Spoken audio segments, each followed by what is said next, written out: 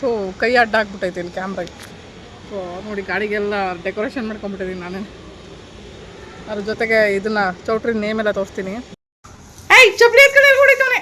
ಅಯ್ಯೋ ಹುಡುಗ ಬೀದಿ ಕೊಟ್ಟಂದೇನೋ. ಹಾಸ್ಪಿಟ್ಲ್ ಕರ್ಕೊಂಡೋಗೋಣ ಅಂತ ಹೋದ್ರೆ ಇವ್ನು ಚಪ್ಪಲಿ ಎತ್ಕೊಂಡು ಹೊಡೈತಾವ ನಾವು.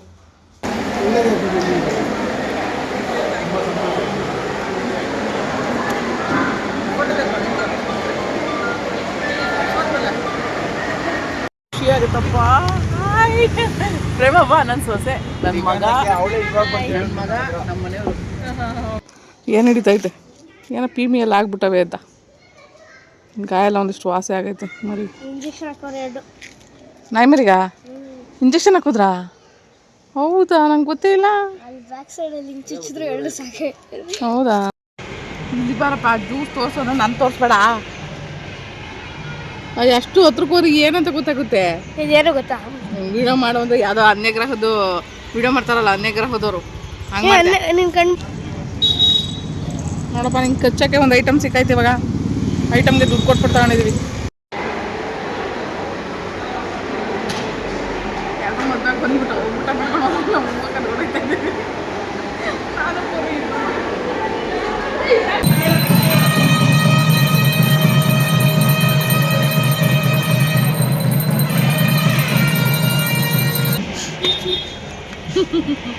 ನಿನ್ನ ಕೈಲಿ ವಿಡಿಯೋ ಮಾಡಿಸ್ಬಿಟ್ಟು ವೈರಲ್ ಆಗ್ಬಿಟ್ಟೈತೆ. ಹೌದು ಹಾಂ, ಕರೆಕ್ಟ್ ಇದೆ. ಪುದೀನ ಜ್ಯೂಸು ಮಮ್ಮಿ ಕುಡಿತದೆ ನೋಡಿ, 2ನೇ ಗ್ಲಾಸು.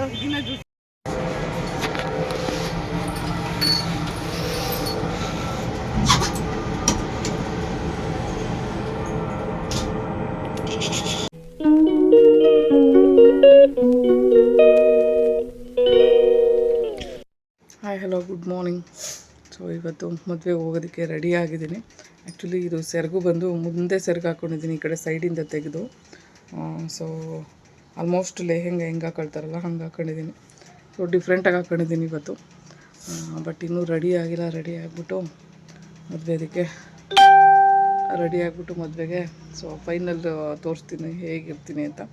ಸೊ ಸ್ಟಿಚಿಂಗ್ ಎಲ್ಲ ಸ್ವಲ್ಪ ನಾನೇ ಮಾಡಿಕೊಂಡೆ. ಆ್ಯಕ್ಚುಲಿ ಸೈಡ್ ಸ್ಟಿಚಿಂಗ್ ಎಲ್ಲ ಈ ಟೈಟ್ ಆಗಿಬಿಟ್ಟಿತ್ತಪ್ಪ ಈ ಬ್ಲೌಸು. ಯಾಕಂದರೆ ಸ್ವಲ್ಪ ಇವಾಗ ದಪ್ಪ ಆಗಿದ್ದೀನಿ ತೊಗೊಂಡು ಹೋಗ್ತಾ ದಪ್ಪನೇ ಆಯ್ತಾಯಿದೆ. ಇವತ್ತು ಸಣ್ಣ ಅಂತೂ ಆಗ್ತಾಯಿಲ್ಲ, ಒಳ್ಳೆ ಕತೆ ಆಗಿಬಿಟ್ಟೈತೆ.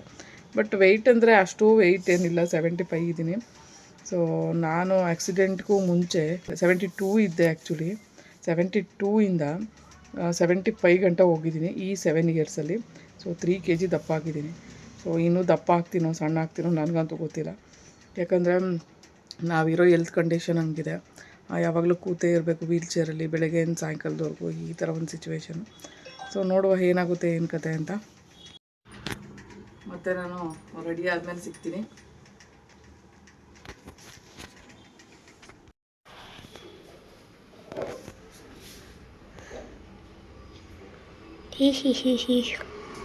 ಬಟ್ ಏನಿತ್ತು ಓಕೆ.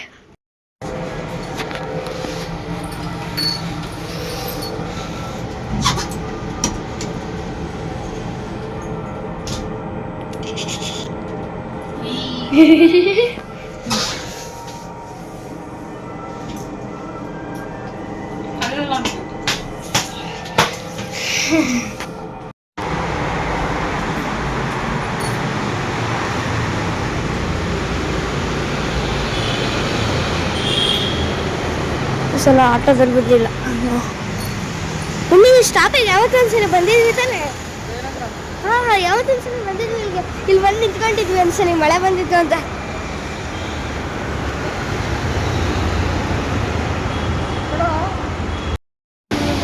ಅಲ್ಲಲ್ಲ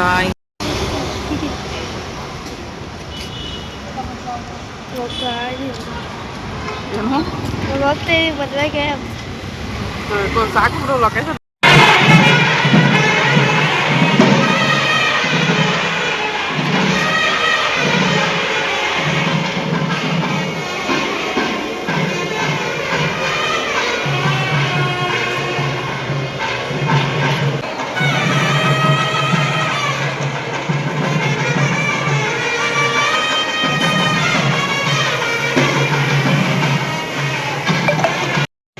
ಇಲ್ಲಿ ಬಾರಪ್ಪ ಜ್ಯೂಸ್ ತೋರಿಸೋಣ, ನಾನು ತೋರಿಸ್ಬೇಡ.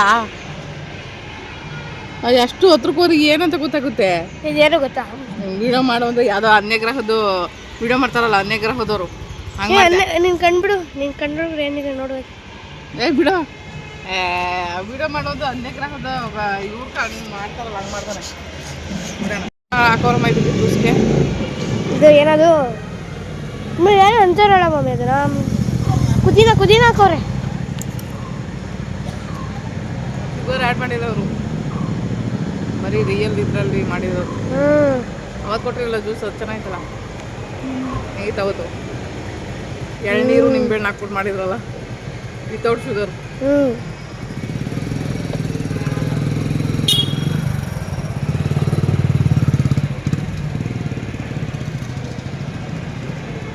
ಚಿಯಾ ಸೀಡ್ಸ್ ಎಲ್ಲ ಹಾಕಿದ್ದಾರೆ, ಚೆನ್ನಾಗಿತ್ತು. ವಿಡಿಯೋ ಮಾಡಿದ್ಯಾ? ನಿನ್ನ ಕೈಯಲ್ಲಿ ವಿಡಿಯೋ ಮಾಡಿಸ್ಬಿಟ್ರೆ ವೈರಲ್ ಆಗ್ಬಿಟ್ಟೈತೆ. ಹೌದು ಹಾಂ, ಕರೆಕ್ಟ್ ಇದೆ. ಪುದೀನ ಜ್ಯೂಸು ಮಮ್ಮಿ ಕುಡಿತದ ನೋಡಿ, 2ನೇ ಗ್ಲಾಸು ಪುದೀನ ಜ್ಯೂಸು ಮಮ್ಮಿನೇ ತರಿಸ್ಕೊಂತು. ಬೇಕಾದ್ರೆ ಜ್ಯೂಸರ ಕುಡ್ಕೊಂಡ್ಬಿಡ್ತಾ ಇದ್ದೆ, ನಾನು ಕೊಡ್ತಾ ಇರಲಿಲ್ಲ. ಇವಾಗ ಇದು ಪುದೀನ ಜ್ಯೂಸು ನ್ಯಾಚುರಲ್ ಜ್ಯೂಸ್ ಅಲ್ವಾ, ಕುಡಿಯಲ್ಲ ಇವನು, ಅಂಥದ್ದೆಲ್ಲ ಕುಡಿಯಲ್ಲ. ಕೂಲ್ ಡ್ರಿಂಕ್ಸ್ ಕೊಟ್ಟಿದ್ದೆ ಕುಡಿತಾ ಇದ್ದೆ ತಾನೇ, ನನಗೆ ಗೊತ್ತು. ಕೂಲ್ ಡ್ರಿಂಕ್ಸ್ ಆದ್ರೆ ಚೆನ್ನಾಗಿ ಕುಡಿತಾ ಇದ್ದೆ. ಇದು ನ್ಯಾಚುರಲ್ ಜ್ಯೂಸ್ ಅಲ್ವಾ, ಅದಕ್ಕೆ ಶುಗರ್ ಹಾಕಿದ್ವಲ್ಲ, ಅದಕ್ಕೆ ಬೇಕಾಗಿಲ್ಲ ನನಗೆ.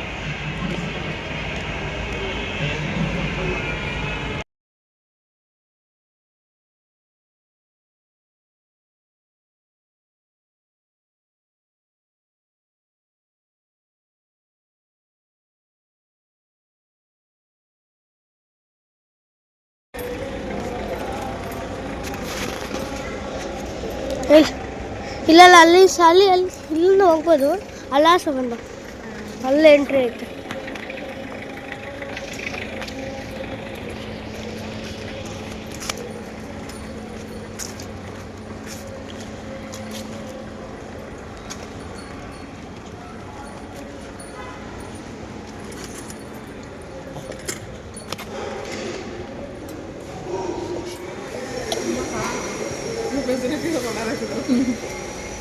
ನಾನು ಮುಂದಕ್ಕೆ ಹೋಗ್ತೀನಿ.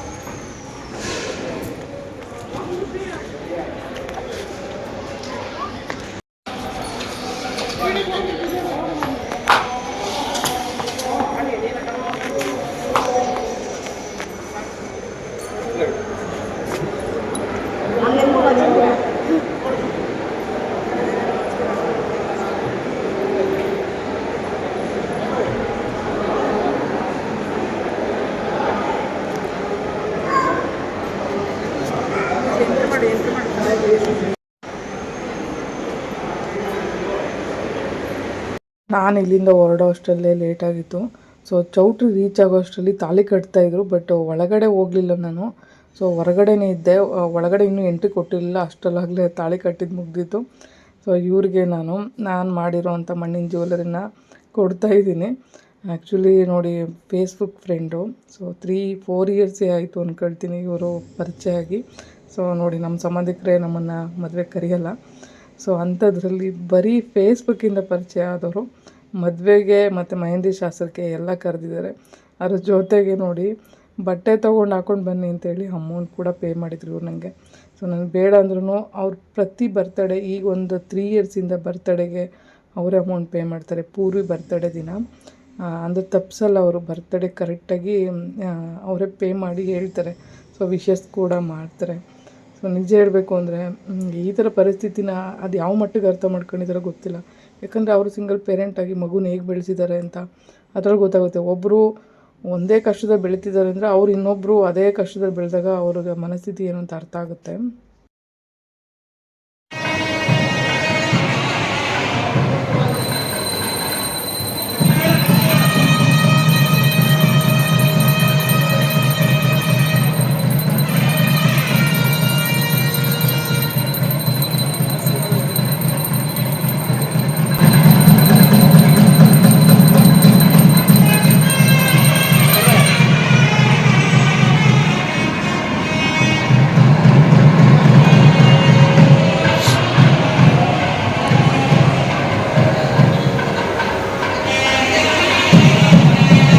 ನಮ್ಮ ಪೂರ್ವಿ ಎಷ್ಟು ಸೋಂಬೇರಿ ಮರಿ ಅಂದರೆ ಸಿಕ್ಕಾಪಟ್ಟೆ ಸೋಂಬೇರಿ ಮರಿ. ಊಟ ಮಾಡೋಕ್ಕೆ ಮುಂಚೆ ಹೊಟ್ಟೆ ಸಿತೈತೆ ಅಂದ. ಸರಿ ಊಟ ಮಾಡ್ಕೊಬರೋಗು ಅಂತ ಹೇಳಿದ್ರೆ ಒಬ್ಬನೇ ಹೋಗ್ಬಿಟ್ಟು ಬಕಾಸೂರು ಥರ ಒಬ್ಬನೇ ತಿನ್ಕೊಂಡು ಬಂದಾದ್ಮೇಲೆ ಯಾಕೆ ನಿಂತ್ಕೊಂಡು ವೀಡಿಯೋ ಮಾಡಬೇಕು, ಕೂತ್ಕೊಂಡು ಆರಾಮಾಗಿ ಮಲ್ಕೊಂಡು ಸೋಫಾ ಮೇಲೆ ವೀಡಿಯೋ ಮಾಡೋಣ ಅಂತ ಹೇಳ್ಬಿಟ್ಟು ಸೋಂಬೇರಿ ಮರಿ ಥರ ನೋಡಿ ವೀಡಿಯೋ ಎಲ್ಲಿ ಮಾಡ್ತಾಯಿದ್ದಾನೆ ಕಳ್ಳ.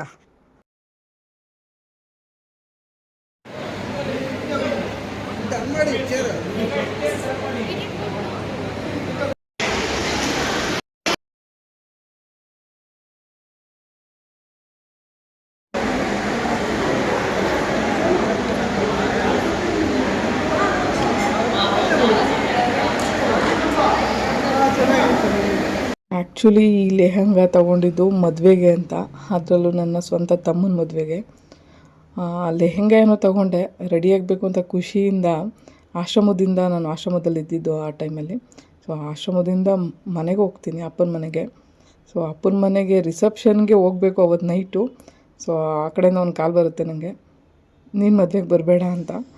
ಸೊ ಆ ಕಾಲ್ ಬಂದಿದ್ದ ತಕ್ಷಣ ಹೆಂಗೆ ಶಾಕ್ ಆಯಿತು ಅಂದರೆ, ಸಂಬಂಧಗಳಿಷ್ಟೇನಾ, ಪರಿಸ್ಥಿತಿಗೋಸ್ಕರ, ಅದರಲ್ಲೂ ವೀಲ್ಚೇರಲ್ಲಿ ಇದ್ದೀನಿ ಅನ್ನೋ ಒಂದು ರೀಸನ್ಗೋಸ್ಕರ ಯಾವ ಥರ ಕಡೆಗಣಿಸ್ಬಿಡ್ತಾರೆ ಲಾಸ್ಟಿಗೆ ಅನ್ನೋದು ನನಗೆ ಅರ್ಥ ಆಗಿದ್ದು ಅವತ್ತು. ನಾನು ಡೈಲಿ ಕಮೆಂಟ್ಸ್ಗೆ ರಿಪ್ಲೈ ಮಾಡ್ತಾಯಿರ್ತೀನಿ, ಯಾವ್ಯಾವ ಕಮೆಂಟ್ಸ್ ಬಂದಿರ್ತವೆ ಅಂತ ನೋಡ್ತಾ ಇರ್ತೀನಿ.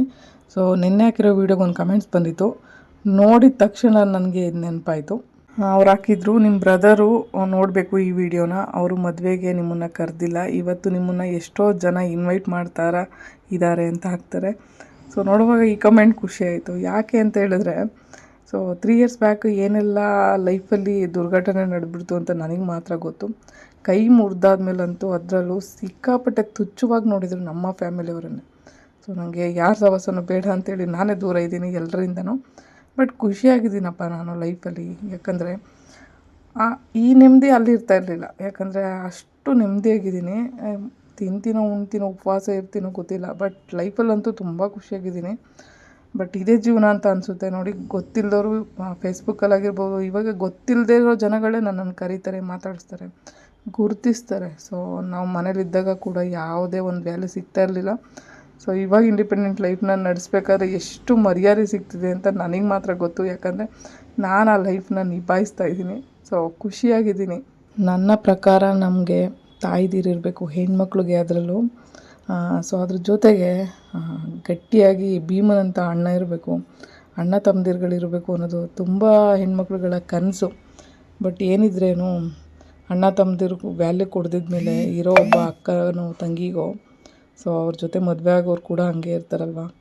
ಸೊ ಲೈಫು ಹೆಂಗೆಂಗೋ ಚೇಂಜಸ್ ಆಗಿಬಿಡ್ತು. ಬಟ್ ನಂದು ಏನು ಗೊತ್ತಾ, ಬೆನ್ನಿಗೆ ಬಿದ್ದವರು ಅಂತ ಹೇಳ್ತಾರೆ, ಬಟ್ ಬೆನ್ನಿಗೆ ಬಿದ್ದವರು ಬೆನ್ನಿಗೆ ಚೂರಿನೇ ಹಾಕ್ಬಿಡ್ತಾರೆ ಕೆಲವೊಂದು ಸಾರಿ. ಇದಂತೂ ನನ್ನ ಲೈಫಲ್ಲಿ ಆಗಿರೋ ಅನುಭವ. ಯಾಕಂದರೆ ಅರೇಂಜ್ ಮ್ಯಾರೇಜ್ ಆದ್ರೂ ಲಾಸ್ಟಿಗೆ ನ್ಯಾಯಯುತವಾಗಿ ನಾನು ಏನು ಪಡ್ಕೋಬೇಕೋ ಅದನ್ನು ನಾನು ಪಡ್ಕೊಳ್ಳೋಕ್ಕೆ ಆಗಲಿಲ್ಲ. ನನ್ನ ಹಣೆ ಬರದಲ್ಲಿ ಇಷ್ಟೇ ಬರೆದಿತ್ತೇನೋ, ಇಂಥ ಗಂಡನೇ ಸಿಗ್ತಾನೆ, ಇಂಥ ಅಣ್ಣ ತಮ್ಮದಿರುಗಳೇ, ಇಂಥ ಫ್ಯಾಮಿಲಿನೇ ಸಿಗಬೇಕು, ಇಂಥದ್ರಲ್ಲೇ ಹುಟ್ಟು ನೀನು ಅನುಭವಿಸ್ಬೇಕು ಅನ್ನೋದು ನನ್ನ ಒಂದು ಹಳೆ ಜನ್ಮದೋ ಮುಂದಿನ ಜನ್ಮದೋ ಯಾವ ಜನ್ಮದೋ ಒಂದು ಕರ್ಮ. ಸೊ ಈ ಕರ್ಮನ ಅನುಭವಿಸ್ತಾ ಇದ್ದೀನಿ ನಾನು, ನಂಗೆ ಗೊತ್ತಿದೆ. ಬಟ್ ಮುಂದಿನ ಜನ್ಮ ಎಲ್ಲಿ ಹುಡ್ತೀನೋ, ಹೇಗೆ ಹುಡ್ತೀನೋ, ಏನಾಗುತ್ತೋ ಏನೋ ಗೊತ್ತಿಲ್ಲ ನನಗೆ. ಬಟ್ ಇದೇ ಜೀವನ ನಡೀತಾ ಇದೆ. ನಮ್ಮ ಪೂರ್ವಿ ಎಷ್ಟು ತೀಟೆ ಅಂದರೆ, ಅಲ್ಲಿ ನೋಡಿ, ಅಲ್ಲಿ ಒಂದು ಸೋಫಾದು ಓಲಾಗಿತ್ತು. ಆ ಓಲೊಳಗಡೆಯಿಂದ ಒಂದು ಇದನ್ನು ಕುಷನ್ ಥರ ಇತ್ತು, ಅದೊಂದು ಸ್ವಲ್ಪ ಕಿತ್ಬಿಟ್ಟಿದ್ದಾನೆ. ಎಂಥ ತೀಟೆ ಕೈ ಅಂದರೆ, ಮನೇಲಿ ಇನ್ನೆಷ್ಟು ತೀಟೆ ಮಾಡ್ಬೋದು ಅಂತ ನೋಡಿ. ಅದಕ್ಕೆ ಅದನ್ನು ತೋರಿಸ್ತಾ ಇದ್ದೀನಿ ವಿಡಿಯೋದಲ್ಲಿ, ತೋರ್ಸೋಕ್ಕೆ ಬಿಡ್ತಾ ಇಲ್ಲ, ಹಿಡ್ಕೊಬಿಟ್ಟಿದ್ದಾನೆ ಭದ್ರವಾಗಿ.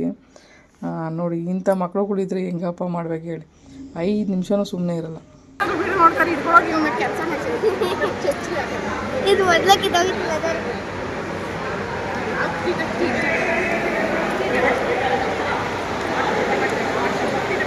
ನಿಜ, ಇವ್ರಿಗಂತೂ ತುಂಬ ಥ್ಯಾಂಕ್ಸ್ ಹೇಳ್ತೀನಿ. ಶರ್ಮಿಳಾ ಅಂತ ಇವ್ರ ಹೆಸರು, ಆ್ಯಕ್ಚುಲಿ ಫೇಸ್ಬುಕ್ ಫ್ರೆಂಡು. ಸೊ ನೋಡಿ, ಆ ಸಂಬಂಧಿಕರುಗಳೇ ನನ್ನ ದೂರ ಮಾಡಿ ದೂರದಲ್ಲಿ ಇಟ್ಟು ನೋಡಬೇಕಾದ್ರೆ, ಸೊ ನೀನು ಬಂದರೆ ಮರ್ಯಾದೆನೇ ಹೋಗುತ್ತೆ, ನಂದು ಮದುವೆಗೆ ಬರಬೇಡ ಅಂತ ಹೇಳಿದ್ದವ್ರ ಮುಂದೆ ಇವತ್ತು. ಸೊ ಫೇಸ್ಬುಕ್ಕಿಂದ ನನ್ನನ್ನು ಮದುವೆ ಕರೆದು ಎಷ್ಟೆಲ್ಲ ಪ್ರೀತಿಯಿಂದ ಮಾತಾಡಿಸಿ ಒಂದು ಸತ್ಕಾರ ಮಾಡಿ ನನ್ನ ಲಾಸ್ಟು ಒಂದು ಮೆಟ್ಲಿಗಂಟ ಬಿಟ್ಟು ಹೋದ್ರು ಇವರು. ಸೊ ನಿಜವಾಗ್ಲೂ ಮದುವೆ ಕರೆದಿದ್ದಕ್ಕೆ ನಾನು ತುಂಬ ಥ್ಯಾಂಕ್ಸ್ ಹೇಳ್ತೀನಿ ಇವರಿಗೆ. ಇವ್ರು ಒಂದು ಕಡೆ ಹೇಳಿದರು, ನನ್ನ ಲೈಫ್ ಹಾಳಾದರು, ನನಗೆ ಅಪ್ಪ ಅಮ್ಮ ತುಂಬ ಚೆನ್ನಾಗಿ ನೋಡ್ಕೊಂಡು ನನಗೆ ಲೈಫ್ ಕೊಟ್ಟರು, ಹಂಗಾಗಿ ನನ್ನ ಮಗನಿಗೆ ಒಳ್ಳೆ ಭವಿಷ್ಯ ಕೊಡೋಕ್ಕಾಯ್ತು ಅಂತ ಹೇಳಿದರು ಇವರು. ಸೊ ಹೇಳೋವಾಗ ಎಷ್ಟು ಖುಷಿಯಿಂದ ಹೇಳ್ಕೊಂಡ್ರು ಗೊತ್ತಾ, ನನಗೆ ನನ್ನ ಫ್ಯಾಮಿಲಿ ಇದ್ದಾರೆ, ತವ್ರ ಮನೆಯವರು ಇದ್ದಾರೆ ಅಂತ. ಸೊ ನನಗೆ ಆ ಭಾಗ್ಯ ಇಲ್ಲ, ಬಟ್ ಕೇಳೋವಾಗ ತುಂಬ ಖುಷಿಯಿಂದ ಕೇಳ್ತಾಯಿದ್ದೆ. ನನಗೂ ಈ ಥರ ಒಂದು ಫ್ಯಾಮಿಲಿ ಇರಬೇಕಾಗಿರ್ತಿತ್ತು. ನಾನು ಇನ್ನೂ ಏನಾದರೂ ಮುಂದೆ ಇನ್ನೂ ದೊಡ್ಡದಾಗೇನೋ ಸಾಧನೆ ಮಾಡೋವಾಗ ಇನ್ನೂ ಖುಷಿಯಾಗಿ ಸಪೋರ್ಟ್ ಸಿಗ್ತಾಯಿತ್ತು ಅಂತ ಅನಿಸುತ್ತೆ. ಬಟ್ ಎಲ್ಲ ನಾವು ಕೇಳ್ಕೊಬಂದಿರೋಂಥ ಒಂದು ಹಣೆ ಬರಹ ಅಂತ ಹೇಳ್ಬೋದು. ಬಟ್ ನೋವಾಗುತ್ತೆ ಹೇಳೋವಾಗ ನನಗೆ ಸಿಕ್ಕಾಪಟ್ಟೆ. ಗೊತ್ತಿಲ್ಲ ಈ ವಿಷಯದಲ್ಲಿ ನಾನೊಂದು ನತದೃಷ್ಟ ಏನು ಅಂತ ಹೇಳ್ಬೋದು. ಈ ಜನ್ಮಕ್ಕೆ ಇದನ್ನು ತೀರಲಿ ಅಂತ ನಾನು ದೇವ್ರನ್ನ ಕೇಳ್ಕೊಳ್ತೀನಿ ಅಷ್ಟೇ. ಬಟ್ ಇರೋ ಅಷ್ಟು ದಿನ ಲೈಫ್ ಅಂತೂ ಲೀಡ್ ಮಾಡ್ತೀನಿ. ಬಟ್ ಎಷ್ಟೇ ಕಷ್ಟ ಬಂದರೂ ರಾಯ ನನ್ನ ಜೊತೆಗಿದ್ದಾರೆ ಅಂತ ನಾನು ಧೈರ್ಯ ತೊಗೊಂಡಿದ್ದೀನಿ. ಸೊ ಇಷ್ಟೇ ಜೀವನ. ನಾನು ಸತ್ರು ನೆಣ ಹೋಗ್ಬಾರ್ದಲ್ಲಿ ಅನ್ನೋದೊಂದು ಕಡೆಯದಾಗಿ ಒಂದು ಡಿಸೈಡ್ ಮಾಡ್ಕೊಂಡಿದ್ದೀನಿ. ಗೊತ್ತಿಲ್ಲ, ನಾನು ಬದುಕಿರೋವಾಗಲೂ ಯಾರು ನನ್ನ ನೋಡ್ತಿಲ್ಲ ಅಂದಮೇಲೆ ನಾನು ಸತ್ತಾಗಲೂ ಕೂಡ ನನ್ನ ಹೆಣನೂ ಕೂಡ ಅವ್ರು ತೊಗೊಂಡೋಗ್ಬಾರ್ದು. ಇದೊಂದು ನನ್ನ ಗಟ್ಟಿ ನಿರ್ಧಾರ ಕೊನೆಯದಾಗಿ.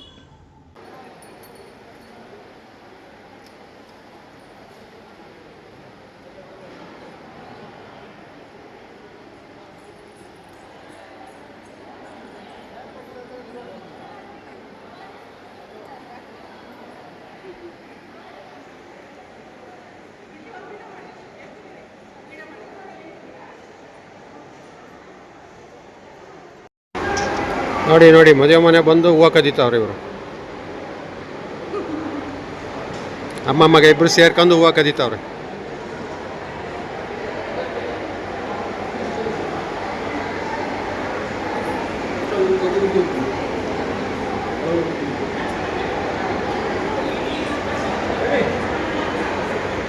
ಇವನು ದೊಡ್ಡ ಕಳ್ಳ ನೋಡಿ ಹಿಂಗೆ ಕದೀತಾವ್ರಿ ನೋಡಿ. ಹಾಂ ನೋಡಿ ಹಿಂಗೆ ಕದೀತಾವ್ ನೀವು.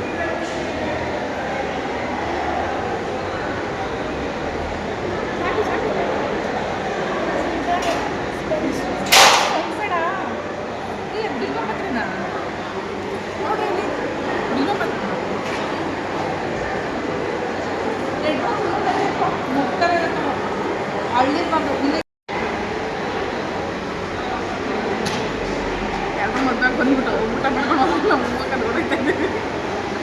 ನಾನು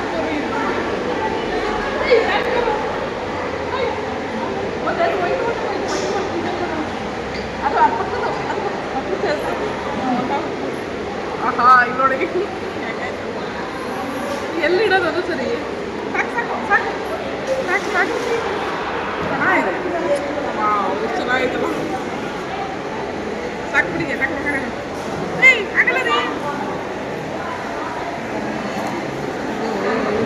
ಯಾರು ಬೈಕೋಬೇಡಿ, ಹೂವನ್ನ ಎತ್ತಾಕೊಂಡು ಬರ್ತಾಯಿದ್ದೀನಿ ಮದುವೆಯಿಂದ ಅಂತ. ಆ್ಯಕ್ಚುಲಿ ಅಲ್ಲೆಲ್ಲ ಡಿಸೈನ್ ಮಾಡಿರ್ತಾರಲ್ವ, ಇವಾಗ ಮದುವೆ ಮುಗ್ದಾದ್ಮೇಲೆ ಆ ಹೂವು ಎಲ್ಲ ಬಿಸಾಕೋದಂತೂ ಗ್ಯಾರಂಟಿ. ಅಟ್ಲೀಸ್ಟ್ ನನ್ನ ಗಾಡಿಗಾರು ಚೆನ್ನಾಗಿ ಕಾಣಿಸ್ಲಿ ಅಂತ ಹೇಳ್ಬಿಟ್ಟು ಸ್ವಲ್ಪ ಡೆಕೋರೇಷನ್ ಮಾಡ್ಕೊಂಡೆ ನಾನೇ. ಅದಕ್ಕೆ ಪೂರ್ವಿಕೆಯಲ್ಲಿ ಸ್ವಲ್ಪ ಏನು ಬೇಕೋ ಹೂವನ್ನೆಲ್ಲ ತೆಗೆಸ್ಕೊಂಡೆ. ಬಟ್ ತುಂಬ ಚೆನ್ನಾಗಿ ಕಾಣಿಸ್ತಾಯಿತ್ತು ಗಾಡಿಗೆ, ಯಾಕಂದರೆ ಇಷ್ಟು ಹೂವು ಯಾವತ್ತೂ ಹಾಕಿರಲಿಲ್ಲ. ನಿಜ ಖುಷಿ ಆಯಿತು, ಚೆನ್ನಾಗಿ ಕಾಣಿಸ್ತಾಯಿತ್ತು ಗಾಡಿ. ಮೆಟ್ರೋಗೆಲ್ಲ ಹೋದಾಗ ಏನು ಹೂವು ಹಾಕ್ಕೊಂಡು ಬಂದುಬಿಟ್ಟಿದ್ದೀರಾ ಇವತ್ತು ಅಂತ ಸ್ಪೆಷಲಾಗಿ ಕೇಳ್ತಾಯಿದ್ರು ನನ್ನನ್ನು. ನಿಜ ಅದು ಗಾಡಿಗೆ ನೋಡಿ ಡೆಕೋರೇಷನ್ ಮಾಡೋ ಸಖತ್ತಾಗಿ ಕಾಣಿಸುತ್ತೆ. ಆದರೆ ಆ ಗಾಡಿಗೆ ಈ ಥರ ಹೂವು ಎಲ್ಲ ಹಾಕ್ಬಿಟ್ಟು ಮುಂದೆಗಡೆ ರೋಡೇ ಕಾಣಿಸಲ್ಲ.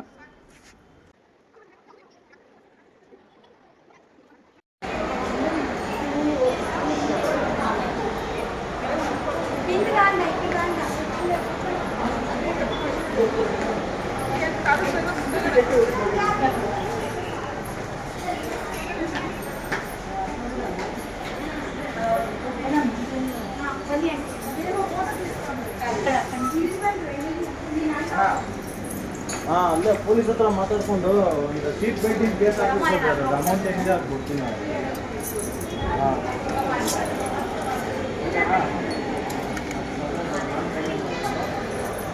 ₹5 ಸೀಟ್ ಬೆಲ್ಟಿಂಗ್ ಹಾಕೋದು ಅಂತ ಹೇಳ್ತಾರೆ. ಏನಾರ ಹಾಕಿದ್ರೆ ಆಮೇಲೆ ಅದು ಚೀಟಿ ತಗೊಂಡು ಬರ್ತೀವಿ.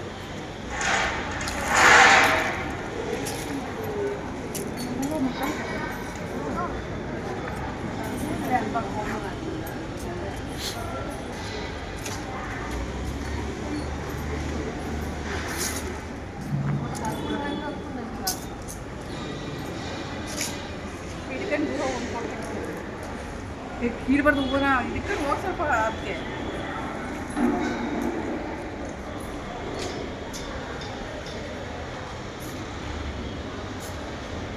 ಮಾಡ್ತಿದ್ದೆ.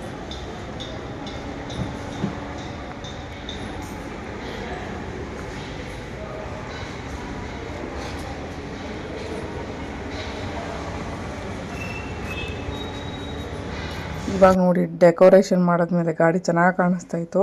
ಬಟ್ ನನಗೆ ರೋಡ್ ಕಾಣಿಸೋದು ದೊಡ್ಡ ಕಷ್ಟ ಆಗಿತ್ತು.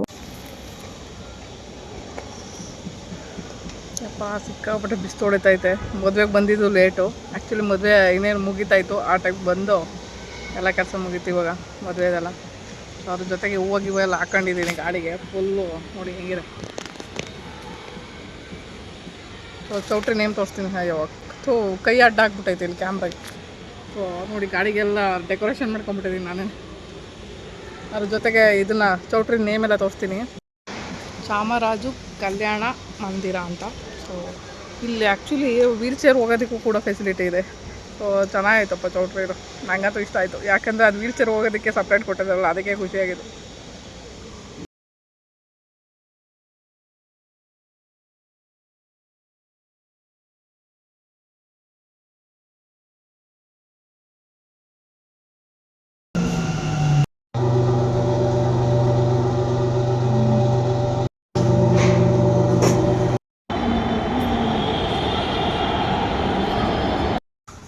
ಚಪ್ಪಲಿ ಎತ್ಕೊಂಡು ಹೊಡಿತಾನೆ.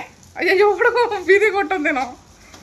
ಹಾಸ್ಪಿಟ್ಲ್ ಕರ್ಕೊಂಡೋಗಲ್ಲ ಅಂತ ಹೋದ್ರೆ ಇವ್ನು ಚಪ್ಪಲಿ ಎತ್ಕೊಂಡು ಹೊಡೈತಾವ ನಮ್ಮದು.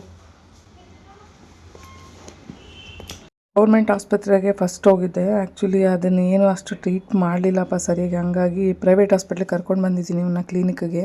ಜನ ಯಾಕೆ ಗೌರ್ಮೆಂಟ್ ಹಾಸ್ಪಿಟ್ಲ್ಗಳಿಗೆ ಹೋಗಲ್ಲ ಅಂತ ಹೇಳಿದ್ರೆ ತಮ್ಮ ಪ್ರಾಣ ಕಳ್ಕೊಳ್ಳೋಕೆ ಯಾರೂ ಇಷ್ಟಪಡಲ್ಲಪ್ಪ. ಸೊ ದುಡ್ಡು ಖರ್ಚಾದರೂ ಸಾಲ ಆದರೂ ಪರವಾಗಿಲ್ಲ, ಪ್ರಾಣ ಉಳಿದ್ರೆ ಅಟ್ಲೀಸ್ಟ್ ದುಡ್ಕೊಂಡು ತಿನ್ಬೋದು ಅನ್ನೋ ಒಂದು ಮೈಂಡ್ ಬಂದಿರುತ್ತೆ. ಮಿಡ್ಲ್ ಕ್ಲಾಸ್ ಪೀಪಲ್ ಆದರೂ ಪರವಾಗಿಲ್ಲ, ಅಟ್ಲೀಸ್ಟು ಆರೋಗ್ಯ ಚೆನ್ನಾಗಿತ್ತು ಅಂದರೆ ನಾಳೆ ದುಡ್ಕೊಂಡು ತಿನ್ನೋ ಕೆಪಾಸಿಟಿ ಆದರೂ ಇರುತ್ತೆ ಅಂತೇಳಿ ಧೈರ್ಯ ಮಾಡಿ ಸಾಲ ಆದರೂ ಪರವಾಗಿಲ್ಲ ಅಂತ ಪ್ರೈವೇಟ್ ಹಾಸ್ಪಿಟ್ಲಲ್ಲಿ ನೀಟಾಗಿ ತೋರಿಸ್ಕೊಳ್ತಾರೆ. ಸೊ ಹಿಂಗೆ ಇದೆ ಇವಾಗ. ಗೌರ್ಮೆಂಟ್ ಫೆಸಿಲಿಟಿ ಎಲ್ಲ ಕೊಡ್ತಾರಷ್ಟೇ, ಬಟ್ ಅಲ್ಲಿರೋ ಕೆಲವರು ದೇವ್ರು ಕೊಟ್ಟರು ಪೂಜಾರಿ ಕೊಡಲ್ಲ ಅಂತ ಹೇಳ್ತಾರಲ್ಲ, ಹಂಗಾಗಿದೆ ಈಗಿನ ಒಂದು ಸಮಾಜದ ಪರಿಸ್ಥಿತಿ. ಹಾಗಾಯ್ತು ಹಾಕ್ತೀನಿ ನೋಡಿ. ಹಾಕ್ಬಿಟ್ಟು ಇಷ್ಟು ಲೂಸಾಗಿ ಹಾಕ್ಬಿಟ್ಟು ಕಿತ್ಕೊಂಡು ಹೊಡೈತಾನೆ ಎಲ್ಲ. ಇದ ಬೋನು ನೋಡಪ್ಪ, ಕೊಚ್ಚಕ್ಕೆ ಬೋನ್ ತಗೊಂಡು ಬಂದಿದ್ದೀವಿ. ಪ್ಲಾಸ್ಟಿಕ್ ಇದು ನೋಡಪ್ಪ. ನಿಂಗೆ ಕಚ್ಚಕ್ಕೆ ಒಂದು ಐಟಮ್ ಸಿಕ್ಕೈತೆ ಇವಾಗ. ಐಟಮ್ಗೆ ದುಡ್ಡು ಕೊಟ್ಬಿಟ್ಟು ತಗೊಂಡಿದ್ದೀವಿ. ಇರಾ ನಿಧಾನಕ್ಕೆ ಹಾಕೋ.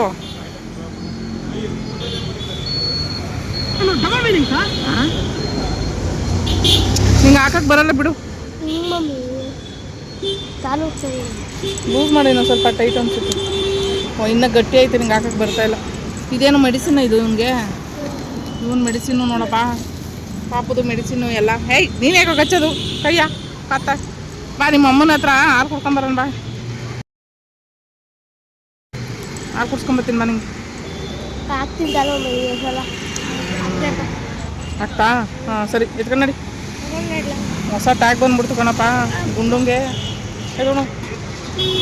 ಗಾಡಿ ಆರನ್ ಸೌಂಡಿಗೆ ಎಲ್ಲಿದ್ರು ಬರ್ತವೆ. ನಾನು ಕರೆದಿದ್ದ ತಕ್ಷಣ ಅವ್ರ ಅಮ್ಮನ ಹತ್ರ ಬಿಡ ಕುಡಿಯ ಹಾಲು ಕುಡಿಸ್ಕೊಳ. ಅವನು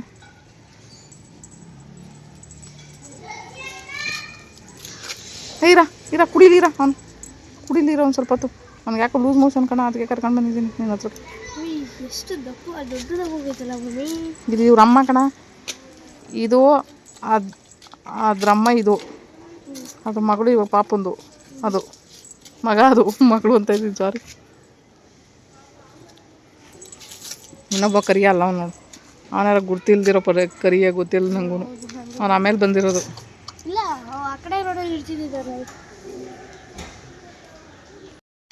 ಏನಾರ ಬಿಡು ಪಾಪ ಮರಿಗೆ ಏನು ಹಿಡಿತೈತೆ. ಏನೋ ಪೀಮಿ ಎಲ್ಲ ಆಗ್ಬಿಟ್ಟವೆ ಅಂತ ಗಾಯ ಎಲ್ಲ ಒಂದಿಷ್ಟು ವಾಸಿ ಆಗೈತೆ ಮರಿ. ನಾಯಿ ಮರಿಗ ಇಂಜೆಕ್ಷನ್ ಹಾಕಿದ್ರಾ? ಹೌದಾ, ನಂಗೆ ಗೊತ್ತೇ ಇಲ್ಲ. ಹೌದಾ ನೋಡು, ನಾಲ್ಗೆ ನೆಕ್ಕಿ ಗಾಯ ಇದು ಮಾಡ್ತೈತೆ ನಾಯಿ ಮರಿನ ಅದ್ರ ಅಮ್ಮ.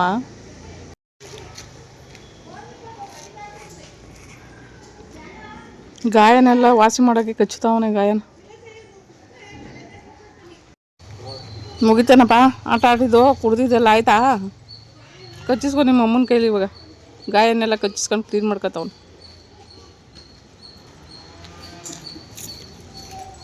ನೋಡು ಇದ್ರಮ್ಮ ಹೋಗ್ಬಿಟ್ಟು ಅಲ್ಲಿ ಕಡಿತೈದು ಕಣ ಕಚ್ಕಿಸ್ಬಿಟ್ಟತ್ತ ಮೇಲೆ ಹೋಗೋ ಪೂರ್ವಿ ಅಜ್ಜಿ ಕಣಪ್ಪ ಅದ್ರ ಅಜ್ಜಿ ಅದು 3 ಜನ್ರೇಷನ್ ನಾಯಿ ಕಣಪ್ಪ ಇನ್ನೊಂದು ಒಳಗಡೆ ಹೊಂಟೈತೆ ಇವನು ತಿನ್ನಕ್ಕೆ ಹೋಗೋಣ ತಿನ್ಸ್ಬಿಡಿ ಅವ್ನಿಗೆ ಅವ್ನಿಗೆ ಹುಷಾರಿಲ್ಲ ಪೂರ್ವಿ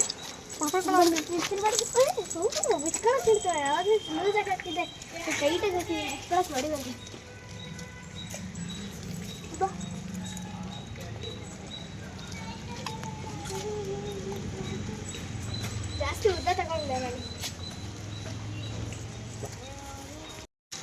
ಏ ಗುಂಡ ಬಾ ನೋಡೋಣ ನಾನು ಹಾಲು ಕುಡಿದಾಯ್ತು ಬಾ ನೀನು ತಿನ್ಬೇಡ ಬಾ ಹುಷಾರಿಲ್ಲ ಬಾ ನಂಗೆ ಹುಷಾರಿಲ್ಲ ಮನೆ ಒಳಗಡೆ ನಿಂಗೆ ಹಾಲೋನ್ನಲ್ಲ ಮೊಸರನ್ನ ಹಾಕ್ಬೇಕು ಬಾ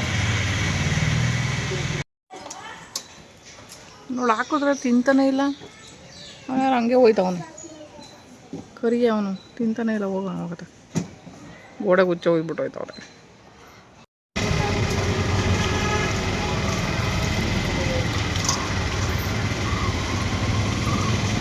ಖುಷಿಯಾಗುತ್ತಪ್ಪ ಪ್ರೇಮ ಬಾ ನನ್ನ ಸೊಸೆ ನನ್ನ ಮಗ ನಮ್ಮ ಮನೆಯವರು ನನ್ನ ಮಗ ಯಾವಾಗಲೂ ರೇಗಿಸ್ತಾ ನೋಡಿ ಹಿಂಗೆ ನೋಡೋದು ನೋಡಿ ಹಿಂಗೆ ನೋಡೋದು ಸವಿತಾದ್ ಬರ್ತ ನೋಡಿ ಇಲ್ಲಿ ಬಂದು ನಾನು ನಿಮ್ಮ ಸಬ್ಸ್ಕ್ರೈಬರು ವಿಡಿಯೋದಿಂದರೆ ಅಷ್ಟು ನೋಡಿದ್ದೀರಲ್ಲ ಅದಕ್ಕೆ ತುಂಬ ನಿಜವಾಗ್ಲೂ ನಿಮ್ಮ ಆಮೇಲೆ ಕೇಳಿ ನೋಡಿದ ತಕ್ಷಣ ಖುಷಿ ಆಗೋಯ್ತು ಅಂದ್ರೆ ನೋಡಿ ನೀವು ಈ ಟೈಮ್ ಸಿಗ್ಬೇಕು ಅನ್ನೋದಿತ್ತು ನಾನು ತರಕಾರಿ ತಗೊಳ್ತಾ ಇರೋಳು ತರಕಾರಿ ತಗೊಂಡು ಬರ್ತಾ ಇದ್ದೆ ಯಾವಾಗ ಹೇಳ್ತಾ ಇರ್ತೀನಿ ಬಗಲ್ಗುಂಟೆ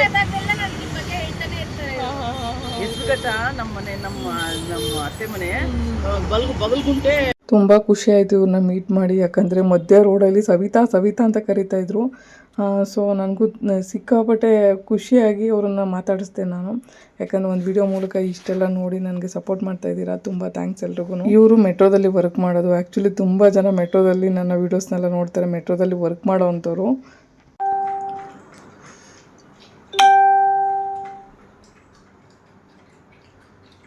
ಫಿಶ್ಶು ತವಾ ಫ್ರೈ ಸ್ಮೆಲ್ಲಿಗೆ ಅವ್ನು ಮೊಸರನ್ನೇ ತಿಂತಾಯಿಲ್ಲ ಇವಾಗ ಹೊಟ್ಟೆ ಬೇರೆ ಹಸ್ತೈತೆ ಅವನಿಗೆ ಸ್ಮೆಲ್ ಬೇರೆ ಕಂಡುಹಿಡಿತಾವ್ ನನಗೆ ಮಾತ್ರ ಆಗ್ತಾಯಿಲ್ವಲ್ಲ ಅಂತ ಅವ್ನು ಗ್ಲೂಸ್ ಮೋಷನ್ ಇರೋದಕ್ಕೆ ಆಗ್ತಾಯಿಲ್ಲ ನಾವು ನೋಡಿ ಒಂದು ಚೂರು ಟೇಸ್ಟರ ಇರಲಿ ಅಂತೇಳಿ ಒಂದೇ ಒಂದು ಇಷ್ಟ ಹಾಕಿರೋದಕ್ಕೆ ಅದನ್ನ ಮೂಸಿ ನೋಡ್ತಾವನೆ ಇವರೆಲ್ಲ ನಾನ್ ವೆಜ್ ತಿಂತಾರೆ ನನಗೆ ಮಾತ್ರ ವೆಜ್ ಹಾಕೋರೆ ಅಂತ ನೋಡ್ತಾವನೆ ಹಠ ಅಂದ್ರೆ ಹೆಂಗಿರ್ಬೇಕು ಗೊತ್ತಾ ಬೇಕು ಅನ್ಸಿದ್ ಪಾತಾಳದಲ್ಲಿದ್ರು ಬಿಡಬಾರ್ದು ಬೇಡ ಅನ್ಸಿದ್ ಕಣ್ಮುಂದೆ ಬಂದ್ರು ಮುಟ್ಟಬಾರ್ದು ಅಷ್ಟೇ ವಿಡಿಯೋ ಕೊನೆಯಲ್ಲಿ ಕೆಲವೊಂದು ಮಾತನ್ನು ಹೇಳ್ಬೇಕು ಅಂತ ಅನಿಸಿ ಹೇಳ್ತಾ ಇದ್ದೀನಿ ಆ್ಯಕ್ಚುಲಿ ಲೈಫ್ ಇರೋದೇ ಶಾರ್ಟು ಸೊ ಅದನ್ನು ನಾವು ಸ್ವೀಟ್ ಯಾವ ಥರ ಮಾಡ್ಕೋಬೇಕು ಅಂದರೆ ಸೊ ನೋಡಿದವರೆಲ್ಲ ಅಂದ್ಕೋಬೇಕು ಈ ಥರ ಲೈಫ್ನ ಚೇಂಜ್ ಮಾಡಿಕೊಂಡು ಬದುಕ್ಬೋದಾ ಅಂತ ಸೊ ಅವ್ರು ನೋಡಿ ಕಲಿಯೋ ಥರ ಇರಬೇಕು ನಮ್ಮ ಜೀವನ ಹಾಗಾಗಿ ನಾವು ನಮ್ಮ ಲೈಫ್ನ ಫುಲ್ಲಿ ಚೇಂಜ್ ಮಾಡ್ಕೊಂಡು ಅದರಲ್ಲೂ ಇಂಡಿಪೆಂಡೆಂಟಾಗಿ ಲೈಫ್ನ ಲೀಡ್ ಮಾಡಿ ಇರೋಷ್ಟು ದಿನ ಆಗುತ್ತೆ ಏನು ಬರುವಾಗಲೂ ನಾವು ಒಬ್ಬರೇ ಬಂದಿರ್ತೀವಿ ಸಾಯೋವಾಗಲೂ ಒಬ್ಬರೇ ಸಾಯೋದು ಸೊ ಯಾರೋ ಜೊತೆಗಂತೂ ಬನ್ನಿ ಅಂತ ಕರೆದ್ರೆ ಯಾರೂ ಬರಲ್ಲ ಇವತ್ತು ಸೊ ಸಂಬಂಧಗಳೆಲ್ಲ ದುಡ್ಡು ಆಸ್ತಿ ಇರೋವರೆಗೇ ಸೊ ದುಡ್ಡು ಆಸ್ತಿ ಬಿಟ್ಟರೆ ಸಂಬಂಧಗಳು ಯಾವತ್ತೂ ಉಳಿಯಲ್ಲ ಸೊ ಕೆಲವೊಂದು ಸಂಬಂಧಗಳು ತುಂಬ ಚೆನ್ನಾಗಿ ಉಳಿದ್ಕೊಂಡಿರ್ತವೆ ಅವಕ್ಕೆ ದುಡ್ಡು ಆಸ್ತಿಗಳು ಬೇಕಾಗಿರಲ್ಲ ಅವ್ರಿಗೆ ಸಂಬಂಧದ ಬೆಲೆ ಅಂದರೆ ಏನು ಅಂತ ಗೊತ್ತಿರುತ್ತೆ ಸೊ ಅಂಥವ್ರ ಜೊತೆಗೆ ಖುಷಿಯಾಗಿ ಬದುಕಿ ಸಂಬಂಧಗಳ ಬೆಲೆ ಗೊತ್ತಿಲ್ಲದವ್ರನ್ನ ಸುಮ್ಮನೆ ದೂರ ಇಟ್ಬಿಟ್ರೆ ವಾಸಿ ಅನ್ನೋದು ನನ್ನ ಪ್ರಕಾರ ಆ್ಯಕ್ಚುಲಿ ನೀವು ಮಾಡೋ ಐಪ್ ಆಪ್ಷನು ನನಗೆ ತುಂಬ ಹೆಲ್ಪ್ ಆಗುತ್ತೆ ಆ ಪಾಯಿಂಟ್ಸ್ ಕೊಡೋದ್ರಿಂದ ಸೊ ನಾನು ಇವಾಗ ಐಪು ಹೇಗೆ ಮಾಡ್ಬೋದು ಅಂತ ಹೇಳ್ಬಿಟ್ಟು ನಾನು ತೋರಿಸ್ತಾ ಇದ್ದೀನಿ ನೀವು ವಿಡಿಯೋಗೆ ಲೈಕ್ ಮಾಡ್ಕೊಳ್ಳಿ ಲೈಕ್ ಮಾಡಿದ ತಕ್ಷಣವೇ ಇದು ನೋಡಿ ಸ್ಕ್ರಾಲ್ ಆಗಿಬಿಟ್ಟು ಐಪ್ ದಿಸ್ ವಿಡಿಯೋ ಅಂತ ಬರುತ್ತೆ ಐಪ್ ಅಂತ ಕೊಟ್ಕೊಳ್ಳಿ ಸೊ ಇಲ್ಲಿ ಪಾಯಿಂಟ್ಸ್ಗಳನ್ನ ಕೊಡೋದಕ್ಕೆ ನಮ್ಗೆ ಆಪ್ಷನ್ ತೋರಿಸುತ್ತೆ ಐಪ್ ದಿಸ್ ಪಾಯಿಂಟ್ಸ್ ಅಂತ ಬಂದಿದೆ ಸೊ ಇದನ್ನು ಮಾಡೋದ್ರಿಂದ ಯಾವುದೇ ದುಡ್ಡಂತೂ ಕಟ್ಟಾಗಲ್ಲ ಸೊ ಐಪ್ ದಿಸ್ ಪಾಯಿಂಟ್ಸ್ ಅಂತ ಇದೆಯಲ್ಲ ಇಲ್ಲಿಗೆ ಒತ್ತಿ ಈ ವಿಡಿಯೋ ಇಷ್ಟ ಆಗಿದ್ರೆ ಒಂದು ಲೈಕ್ ಕೊಡಿ ನನ್ನ ಚಾನಲ್ಗೆ ಸಬ್ಸ್ಕ್ರೈಬ್ ಮಾಡಿ ತುಂಬ ಜನ ಸಬ್ಸ್ಕ್ರೈಬ್ ಮಾಡದೆ ವೀಡಿಯೋಸ್ ನೋಡ್ತಾ ಇದ್ದೀರಾ ಸೊ ಒಂದು ಫ್ರೀಯಾಗಿ ಸಬ್ಸ್ಕ್ರೈಬ್ ಮಾಡ್ಬೋದು thank you so much video ನೋಡಿದ್ದಕ್ಕಾಗಿ